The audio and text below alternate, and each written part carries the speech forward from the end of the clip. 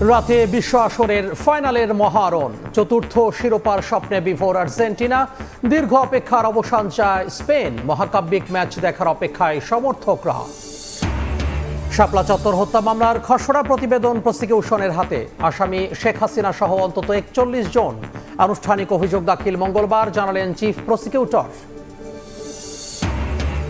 জুলাই সনদ নিয়ে বিভ্রান্ত করা হচ্ছে, বিরোধী দলকে সংবিধান সংশোধন কমিটিতে চান মির্জা ফখরুল। বিএনপির দীর্ঘ আন্দোলন পূর্ণতা পেয়েছে অভ্যুত্থানে, বললেন রিজভী। গুলশানে সাবেক ভূমিমন্ত্রী জাবেদের ১৮ কোটি টাকার দুটি ফ্ল্যাট নিয়ন্ত্রণে নিল দুদক। আদালতের নির্দেশে তালা ভেঙে তল্লাশি, মিলেছে দুর্নীতির নানা আলামত। নন্দিত কথা সাহিত্যিক হুমায়ুন আহমেদের ১৪তম মহাপ্রয়াণ দিবসের নানা আয়োজন। পাঠকের স্মৃতিতে আজও অমলিন গল্পের জাদুকর, চরিত্র অনুপ্রেরণা যোগায় তরুণদের।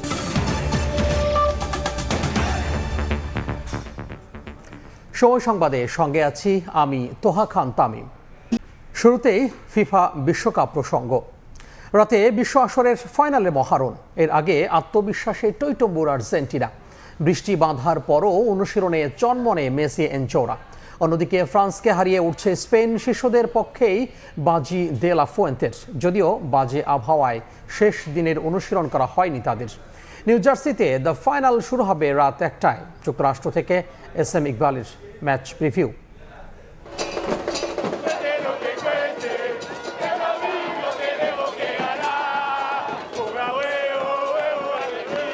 বাজে আবহাওয়ার কারণে আর্জেন্টিনার শেষ অনুশীলন নিয়ে শঙ্কা ছিল, যেমন শঙ্কা আছে এই দলটা বিশ্বকাপ ধরে রাখতে পারবে কিনা। কিন্তু মাঠে তাদের উপস্থিতি দেখে কে বলবে কোনো চিন্তা আছে তাদের? বরং পুরোটা সময় হাস্যরস আর খুনসুটিতেই ব্যস্ত ছিলেন মেসি, ডেপলরা।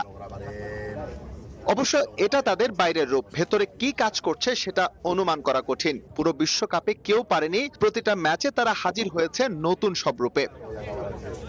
আর্জেন্টিনার সবচেয়ে শক্তির জায়গা ইউনিটি, যেটার উপর ভর করে ওরা ফাইনালে। তাই আরো একবার, হয়তো শেষবার জ্বলে ওঠার অপেক্ষায়। আমরা জানি আর্জেন্টিনা ভালো দল, তবে এখনো আমাদের উন্নতির জায়গা আছে। মাঠে অবশ্যই তার প্রতিফলন থাকতে হবে। শেষ কথা হলো, আমরা ফাইনালটা জিততে চাই। ফিফার পাওয়ার র্যাঙ্কিং এ স্পেনের 4 ডিফেন্ডার, মিডে দুর্দান্ত করা রদ্রিকেও রাখা হয়েছে এই তালিকায়, যেখানে আর্জেন্টিনার শুধু কুতি রোমেরো। অ্যাটাকিং এ শীর্ষ 10-এ কেউ জায়গা না পেলেও ক্রিয়েটিভ মিডে লামিনের সঙ্গে আছেন দানি ওলমো। যদিও এখানে মেসি সেরা, তবে লুই দে লা ফুয়েন্তে বাজি ধরছেন শিষ্যদের পক্ষেই। নিঃসন্দেহে দারুণ একটা ম্যাচ হবে। আমরা মেসিকে নিয়ে সতর্ক, মুহূর্তের সুযোগে সে সব ভেস্তে দিতে পারে। তবে আমাদেরও দারুণ একটা দল আছে, আমি ওদের উপর আস্থা রাখতে চাই, কারণ সেই সামর্থ্য তাদের আছে। এবারের বিশ্বকাপে যেখানে 7 গোল হজম করেছে আর্জেন্টিনা, সেখানে স্পেনের মাত্র 1। সবশেষ দেখায় তাদের কাছে আলবি সেলেস্তেরা বিধ্বস্ত হয়েছিল 6-1 ব্যবধানে। যদিও বিশ্বকাপে দু দলের একমাত্র দেখায় জয় আছে শুধু মেসিদেরই। নিউ জার্সির সবুজ গালিচায় অমরত্বের হাতছানি। বিশ্বের তৃতীয় দল হিসেবে আর্জেন্টিনার টানা দ্বিতীয় ফাইনাল জয়, নাকি স্পেনের 16 বছরের অপেক্ষার অবসান? সময়ের পরিক্রমায় মিলবে এই প্রশ্নের জবাব। যদিও বলতে দ্বিধা নেই, ফাইনালের আগে নানা সমীকরণে এগিয়ে স্পেন। তবে শেষ মুহূর্তে যদি আবারও জমে যায় একজন লিওনেল স্ক্যালোনি আর লিওনেল মেসির রসায়ন, তবে এই পিচেই হতে পারে আর্জেন্টিনার আরো একটা বিজয়গাথা।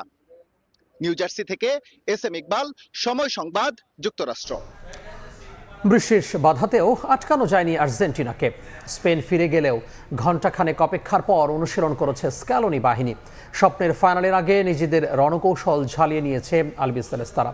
তবে হাই ভোল্টেজ ম্যাচের আগে শুরুর একাদশ নিয়ে কোনো পরীক্ষা নিরীক্ষা করতে চান না লিওনেল স্ক্যালোনি। সেমিফাইনালে দারুণ খেলা সিমিওনেকে দেখা যেতে পারে বিগ ম্যাচেও। কেমন হতে যাচ্ছে আর্জেন্টিনার বিশ্বকাপ ফাইনাল একাদশ, জানাচ্ছেন সাজিদ মুস্তাহিদ। ফুটবল বিশ্বের সবচেয়ে বড় ম্যাচ বিশ্বকাপের ফাইনাল বৃষ্টির কারণে প্রায় 1 ঘন্টা দেরিতে শুরু হয়েছে আর্জেন্টিনার ট্রেনিং সেশন। লিওনেল মেসি এবং তার পুরো দল অনুশীলন করছে। বিগ ম্যাচ, আমরা জানি স্পেন এবং আর্জেন্টিনা দুই দলই 2 কন্টিনেন্টাল টুর্নামেন্টের চ্যাম্পিয়ন। লিওনেল স্ক্যালোনি, যিনি ইতিহাস গড়ার দ্বার প্রান্তে দাঁড়িয়ে ব্যাক টু ব্যাক বিশ্বকাপের ফাইনালে জিতেছেন এবং এবারও কিন্তু আর্জেন্টিনা বিশ্বকাপ জয়ের অন্যতম ফেভারিট দল হিসেবে আর বিবেচিত হচ্ছে। সেমিফাইনালে যে একাদশটা খেলেছিল সেই একাদশেরই অধিকাংশ ফুটবলার মাঠে নামবেন ফাইনালে স্পেনের বিপক্ষে। একটু বলতে চাই কোন জায়গায় আসলে দ্বিধাদ্বন্দ্বে রয়েছেন কোচ। গত ম্যাচে আমরা দেখেছিলাম হুলিয়ানো সিমিওনেকে তিনি মাঠে নামিয়েছিলেন for the very first time, start করেছিলেন এই ওয়ার্ল্ড কাপে। ঠিক ওই পজিশনে কিন্তু মূল একটা দ্বিধাদ্বন্দ্বের কাজ করছে। 4-4-2 ফরমেশনে খেলেছিল, সেই মিডফিল্ডে সিমিওনের জায়গায় কাকে খেলাবেন বা কে খেলবে সেটাই কিন্তু মূল চিন্তার বিষয়। সেখানে 3 জন কন্টেন্ডার রয়েছেন, সিমিওনো তো আছেনই, রদ্রিগো ডিপল অথবা নিকোলাস গঞ্জালেস, যে কোনো একজনকে হয়তো বা বেছে নেবেন লিওনেল স্কালোনি, যাকে ফাইনালে তিনি খেলাবেন।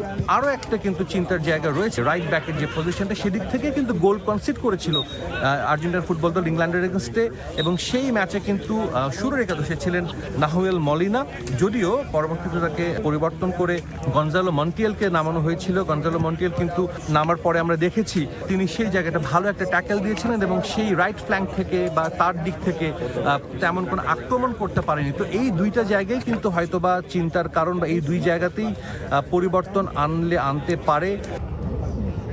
ফাইনালেও নিশ্চয় আর্জেন্টিনা চাইবে লিওনেল মেসিকে কেন্দ্র করেই আক্রমণ ভাগটা সাজাতে। লিওনেল মেসিই চাইবেন গোল করতে বা গোল করিয়ে দিতে। যেই দুটো জায়গায় চেঞ্জেসের কথা বলছি, সেই দুজন ছাড়া বাকি সবাই যারা খেলেছেন গত সেমিফাইনাল তারা সবাই ফাইনালেও খেলবেন, কিন্তু যদি প্রয়োজন মনে করে অবশ্যই সেই জায়গাগুলোতে পরিবর্তন আনবেন কোচ লিওনেল স্কালোনি। যুক্তরাষ্ট্র থেকে সাজিদ মুস্তাহিদ, সময় সংবাদ।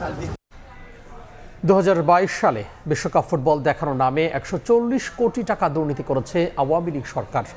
সকালে সচিবালয়ে সংবাদ সম্মেলনে কথা জানান তথ্য ও সম্প্রচার মন্ত্রী জহিরুদ্দিন স্বপন। জানান, ফুটবল খেলা দেখানোকে কেন্দ্র করে আওয়ামী লীগ সরকারের দুর্নীতির তদন্ত চলছে। এছাড়া বিশ্বকাপের খেলা দেখানোর মাধ্যমে সম্প্রচার সত্ত্বের প্রায় সমস্ত খরচ তোলা সম্ভব হয়েছে বলেও জানান তথ্যমন্ত্রী। ফুটবল বিশ্বকাপ ঘিরে বাংলাদেশ সহ বিশ্বজুড়ে দেখা যায় খেলাপ্রেমীদের উন্মাদনা। 12 জুন থেকে 1 মাসেরও বেশি সময় ধরে 48টি দেশের মধ্যে ফুটবলের লড়াই শেষে আর্জেন্টিনা ও স্পেনের মধ্যে ফাইনাল ঘিরে এই উত্তেজনা এখন তুঙ্গে।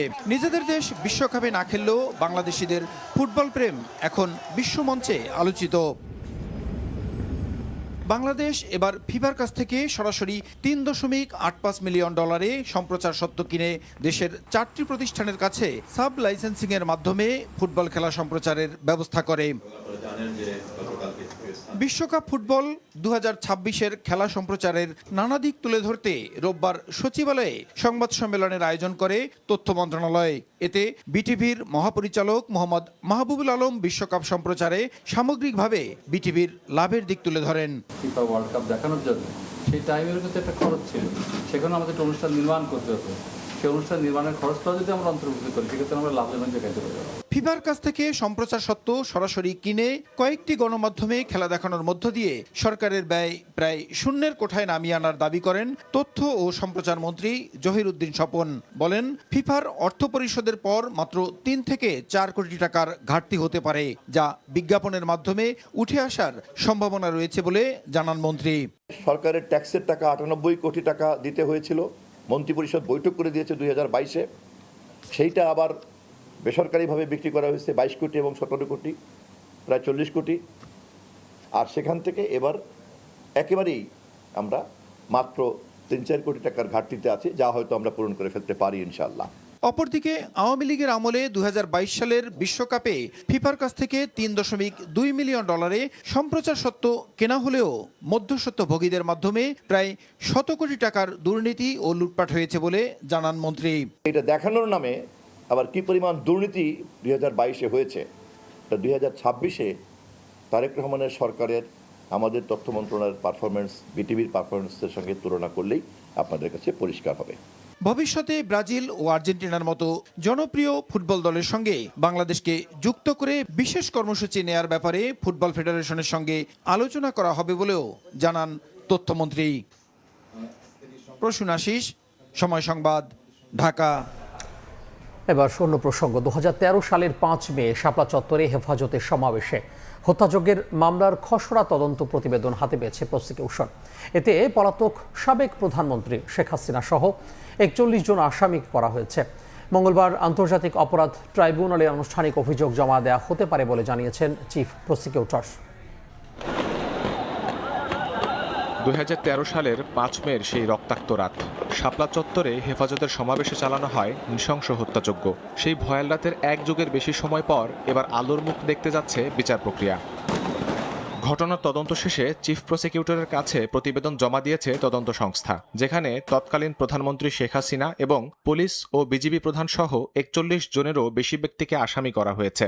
তালিকায় আছেন 71 টিভির সাবেক প্রধান সম্পাদক মোজাম্মেল হক বাবু, সাবেক প্রধান প্রতিবেদক ফারজানা রূপা এবং সাংবাদিক শাহরিয়ার কবির। তদন্তের অগ্রগতি জানতে রোববার সকালে চিফ প্রসিকিউটরের সঙ্গে দেখা করেন হেফাজতে ইসলামের একটি প্রতিনিধি দল।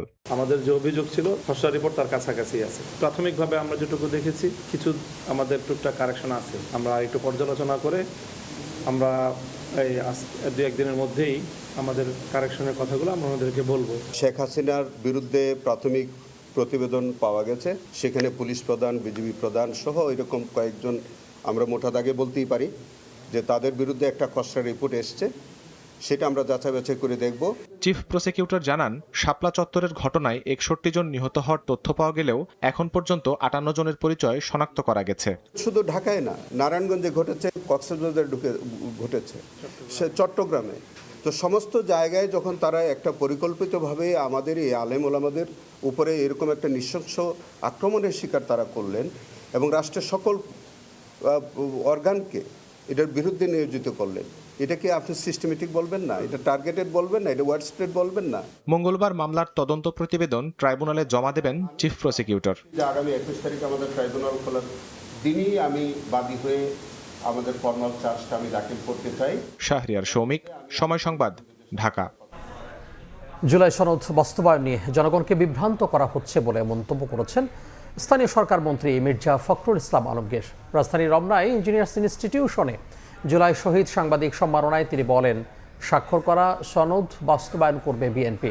বিরোধী দলকে আলোচনার মাধ্যমে সমস্যার সমাধান আহ্বান জানান মির্জা ফখরুল। জুলাই আন্দোলনে শহীদ 5 সাংবাদিক পরিবারকে সম্মাননা ও নগদ অর্থ তুলে দেওয়া হয় অনুষ্ঠানে।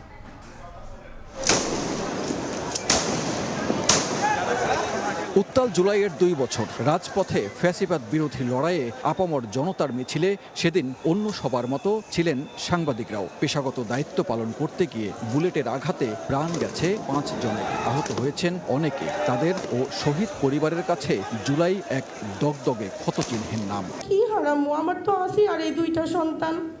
আমি প্রত্যেকটা মুহূর্তে ওদের নিয়ে অনেক ভয়ে থাকি।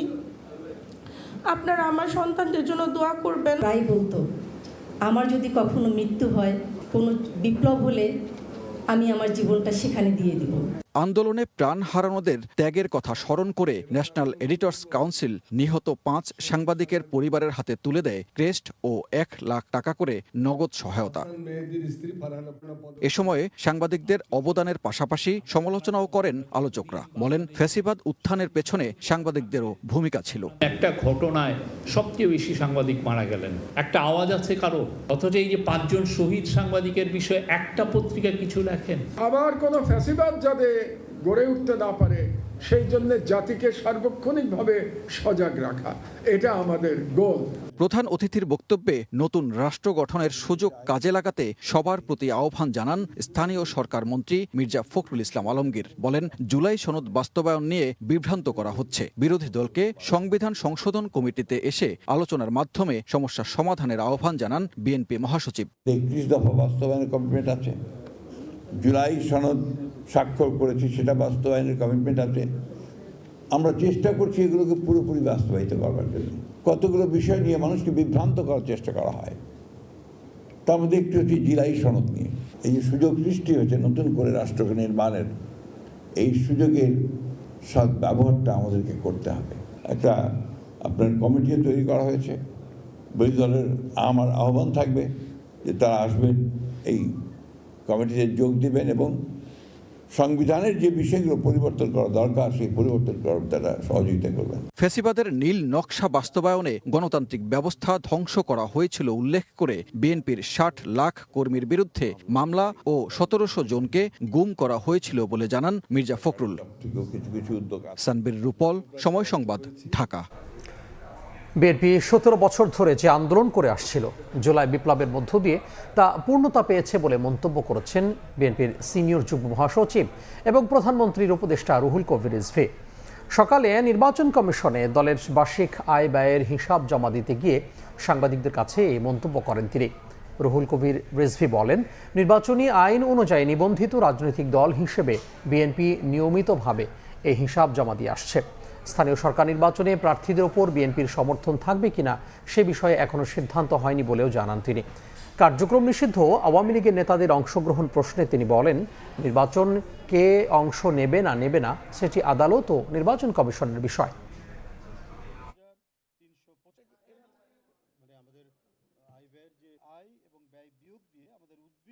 এবারে নির্বাচন দলীয় ভিত্তিতে হচ্ছে না, তো সেই ক্ষেত্রে নির্বাচন কে করবে না করবে এটা আদালতের বিষয়, এটা নির্বাচন কমিশনের বিষয়, তারা নির্ধারণ করবেন। আমাদের প্রার্থিতা কিভাবে বাছাই হবে না হবে আমাদের যে সর্বোচ্চ নীতি নির্ধারণী যে ফোরাম আছে তারা বসে পরবর্তীতে এটা জানাবেন। বিএনপির নেতৃত্বে 17 বছর বিভিন্ন রাজনৈতিক দল করছিল, সেই লড়াইটা বিজয়ী হয়েছে যখন সকল শিক্ষা প্রতিষ্ঠান থেকে ছাত্ররা নেমে এসে এই জুলাই মাসে, সেটি নিঃসন্দেহে একটি নজিরবিহীন ঘটনা। এবার জুলাইয়ের দিনলিপি।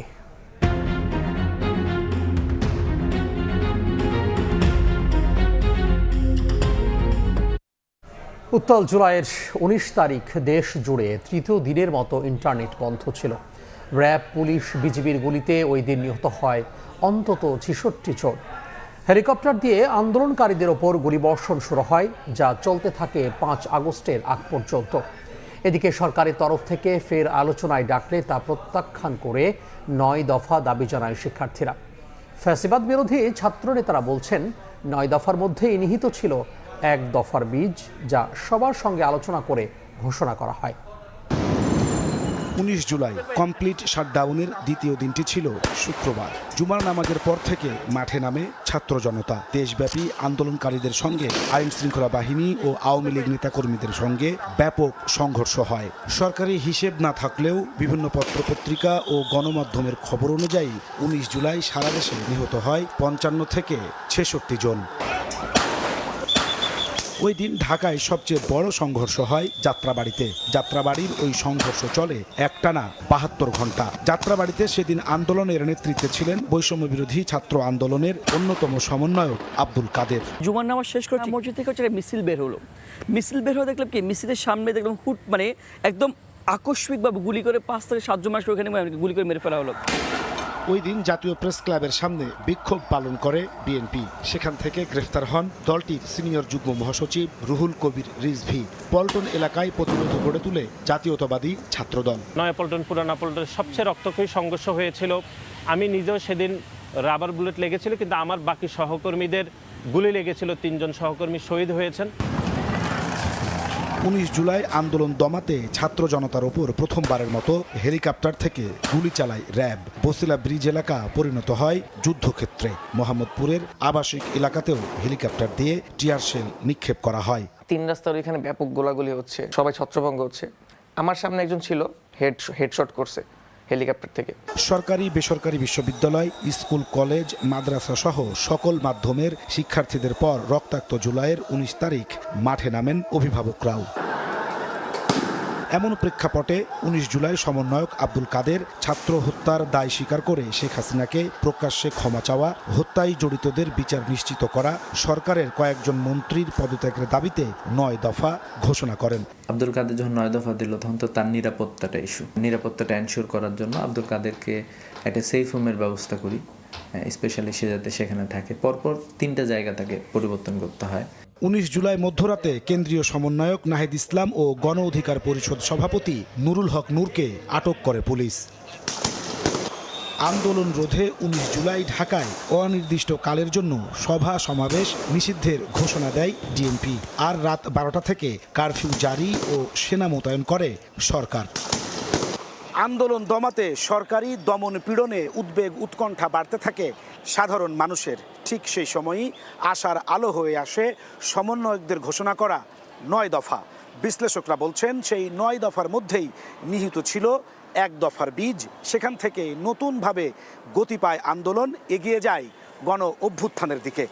নাজমুস সালেহী, সময় সংবাদ, ঢাকা। সময় সংবাদে আরও থাকছে। কল্যাণপুরে বাবা ছেলেকে অপহরণের পর নির্যাতন করে চাঁদা আদায়, সিসিটিভি ফুটেজের সূত্র ধরে মূল অভিযুক্ত সহ 3 জন গ্রেফতার, আলামত জব্দ।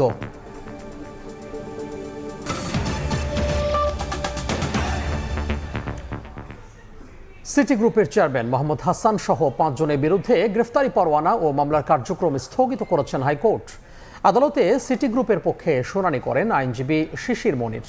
পরে বিচারপতি KM জাহিদ সারওয়ার কাজল এবং বিচারপতি শেখ আবু তাহেরের সমন্বয়ে গঠিত হাইকোর্ট বেঞ্চ এ আদেশ দেন। মামলার এজাহারে অভিযোগ, সময় টেলিভিশনের বিজ্ঞাপন থেকে প্রায় 5.5 কোটি টাকা আত্মসাৎ করেন মামলার আসামিরা। সময় টেলিভিশনের সাবেক MD আহমেদ জোবায়েরের এই মামলায় 7 জুলাই হাজির হতে সমন জারি করেন আদালত। তার হাজির না হয় গ্রেফতারি পরোয়ানা জারি করেন ঢাকার CMM কোর্ট। তবে নিম্ন আদালতের সেই পরোয়ানা ও মামলার কার্যক্রম স্থগিত করেছেন উচ্চ আদালত। কখনোই কোম্পানির অথরিটি ছাড়া কিংবা ম্যানেজিং ডিরেক্টর ছাড়া এইভাবে মামলা দায়ের করা আইনসম্মত নয়।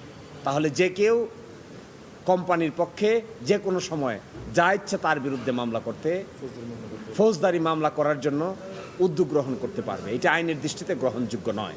এই জন্য আজকে স্টে হয়েছে, শুনানির জন্য দিন নির্ধারণ করা হয়েছে। আমরা আশা করি এই মামলাটা শুনানি অন্তে হাইকোর্ট ডিভিশন রুল অ্যাবসলিউট করবে।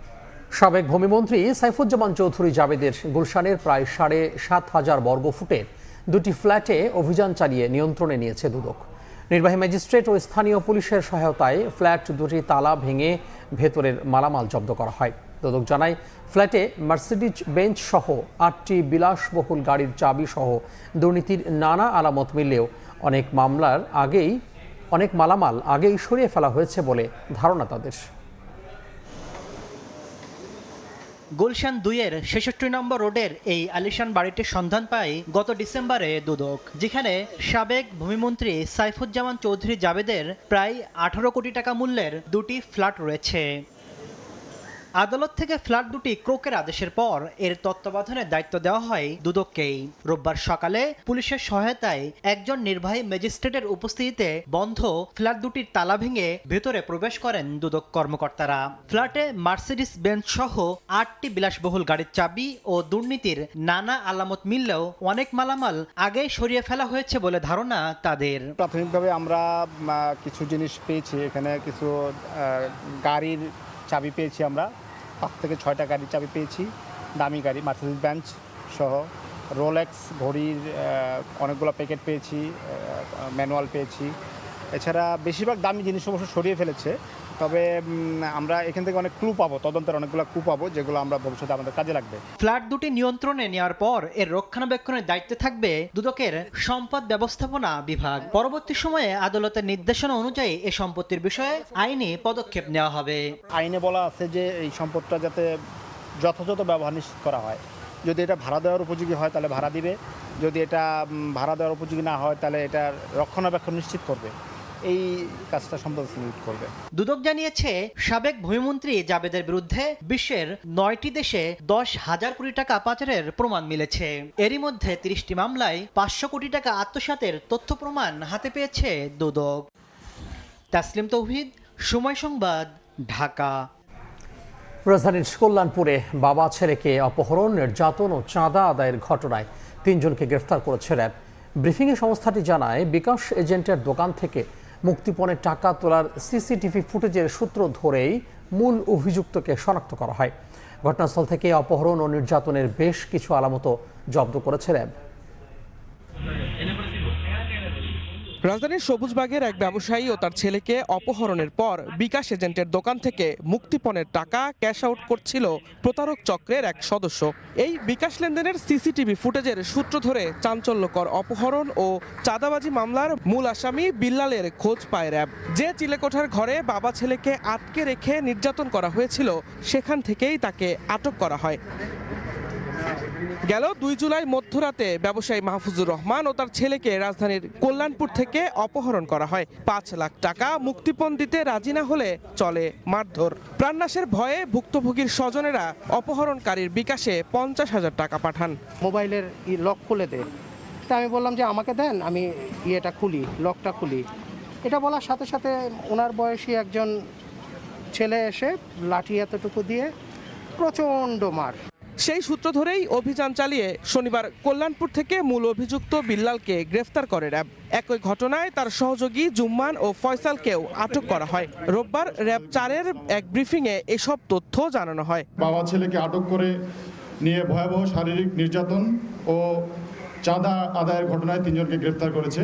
গ্রেপ্তারকৃতরা হলো মোহাম্মদ বিল্লাল, মোহাম্মদ জুম্মন এবং শেখ মোহাম্মদ ফয়সাল। 5-6 জন একটি গ্রুপ এসে তাকে দেশীয় অস্ত্রের মুখে জিম্মি করে এবং সেখান থেকে দারুসালাম টাওয়ারের পাশে দিয়ে একটি পুরাতন একটি ভবনের ছাদে নিয়ে যায়। গ্রেফতারকৃতদের বিরুদ্ধে রাজধানীর বিভিন্ন থানায় মাদক, চাঁদাবাজি সহ একাধিক মামলা রয়েছে বলে জানিয়েছে র্যাব। চাঁদাবাজির এবং এই অপহরণের কয়েকটি মামলা। দিন মোহাম্মদ সাব্বির, সময় সংবাদ, ঢাকা। গল্পের ভাঁজে নাটক ও চলচ্চিত্রকে উপজীব্য করে প্রবেশ করেছেন ইতিহাস ও জীবন বাস্তবতায়। আর সবচেয়ে নিবিড় করে মিশে আছে উপন্যাসের পরতে পরতে। বলছি নন্দিত কথা সাহিত্যিক হুমায়ুন আহমেদের কথা। 14তম মহাপ্রয়াণ দিবসে গল্পের জাদুকরকে ফুল আর শ্রদ্ধায় স্মরণ করেন স্বজন ও ভক্তরা। বাংলা সাহিত্যে উজ্জ্বল এক নক্ষত্র হুমায়ুন আহমেদ। সহজ সরল ভাষা, জীবনের ছোট ছোট অনুভূতি আর অসাধারণ গল্প বলাই তিনি হয়ে ওঠেন কোটি পাঠকের প্রিয় লেখক। হুমায়ুন আহমেদের 14তম মৃত্যুবার্ষিকীতে পরিবার, ভক্ত শুভানুধ্যায়ীরা শ্রদ্ধা জানান নুহাশপল্লীতে গল্পের জাদুকরের কবরে। নন্দিত লেখকের প্রিয় চরিত্র হলুদ পাঞ্জাবিতে হিমু আর নীল শাড়িতে রূপা সেজে আসেন পাঠকরা। হুমায়ুন আহমেদ যে অসংখ্য সৃষ্টি রেখে গেছেন, তার বই, চলচ্চিত্র, নাটক, গান, পেন্টিং, এগুলোর মাধ্যমে কিন্তু তিনি পাঠকদের মাঝে আছেন। 2 ছেলে নিনিত ও নিশাদকে নিয়ে হুমায়ুন আহমেদের কবর জিয়ারত করেন স্ত্রী মেহের আফরোজ শাহন। লেখকের আত্মার শান্তি কামনায় দোয়া করেন। হুমায়ুন আহমেদের স্মৃতি রক্ষায় রাষ্ট্রীয় উদ্যোগ না থাকা হতাশাজনক বলে জানান শাওন। 14 বছর ধরে জন্মদিন, মৃত্যুদিন আমরা নুহাশপল্লীর কর্মীরাই পালন করছি। আমি সরকারিভাবেও কাউকে দেখিনি, আমি কোনো প্রতিষ্ঠানকে দেখিনি। নেত্রকোনা শহরেও স্মরণকথন অনুষ্ঠানে হুমায়ুন আহমেদের সাহিত্য ও সৃষ্টিকর্ম নিয়ে আলোচনা করা হয়। শুরুতেই কালো ব্যাজ পরে 1 মিনিট নীরবতা পালন করা হয়। লেখকের জন্মস্থান নানার বাড়ি মোহনগঞ্জে দোয়া মাহফিল ও পৈতৃক ভিটা কেন্দ্র আর কুতুবপুরে বিদ্যাপীঠের শোক পালন করা হয়। 1948 সালের 13 নভেম্বর নেত্রকোনার কেন্দুয়া উপজেলার কুতুবপুর গ্রামে জন্মগ্রহণ করেন নন্দিত কথা সাহিত্যিক হুমায়ুন আহমেদ। খাদিজা স্বপ্না, সময় সংবাদ। আন্তর্জাতিক প্রসঙ্গ। জর্ডানে হামলায় 2 মার্কিন সেনা নিহতের পর ডোনাল্ড ট্রাম্পের নির্দেশে ইরান জুড়ে ব্যাপক হামলা চালিয়েছে যুক্তরাষ্ট্র। কেশমদ্বীপ, হাজিয়াবাদ, সাজেগান এলাকায় আক্রমণের খবর পাওয়া গেছে। জবাবে ইরানও কুয়েতে 2 মার্কিন ঘাঁটিতে আঘাত এনেছে। মোস্তফা খামেনি হুঁশিয়ারি উচ্চারণ করে বলেছেন, যুক্তরাষ্ট্রকে এমন শিক্ষা দেওয়া হবে যা তারা ভুলতে পারবে না। এ পর্যায়ে শীর্ষ সংবাদগুলো জানিয়ে দেব আরও একবার। রাতে বিশ্ব আসরের ফাইনালের মহারণ, 4র্থ শিরোপার স্বপ্নে বিভোর আর্জেন্টিনা। দীর্ঘ অপেক্ষার অবসান চায় স্পেন। মহাকাব্যিক ম্যাচ দেখার অপেক্ষায় সমর্থকরা। শাপলা চত্বর হত্যা মামলার খসড়া প্রতিবেদন প্রসিকিউশনের হাতে। আসামি শেখ হাসিনা সহ অন্তত 41 জন। আনুষ্ঠানিক অভিযোগ দাখিল মঙ্গলবার, জানালেন চিফ প্রসিকিউটর। এবং জুলাই সনদ নিয়ে বিভ্রান্ত করা হচ্ছে। বিরোধী দলকে সংবিধান সংশোধন কমিটিতে চান মির্জা ফখরুল। বিএনপির দীর্ঘ আন্দোলন পূর্ণতা পেয়েছে অভ্যুত্থানে, বললেন রিজভী।